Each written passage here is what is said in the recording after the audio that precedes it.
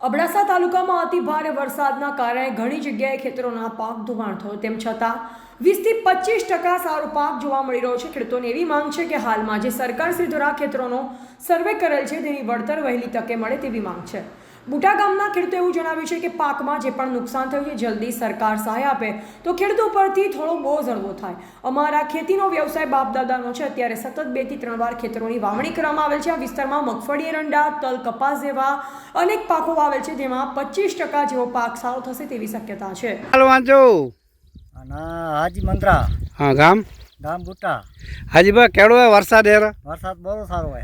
બરોબર થાળે પાક કેળો હે રોતર દો પાક બહુ સારો है। मालिक की मेहरबानी पाते मालिक भर्यो हाँ ने लाट भर्यो है। अमुक बारू नुकसान थयो है, पांचों को थयो है, पण पांचों तय पण सारो है पाक सारो है।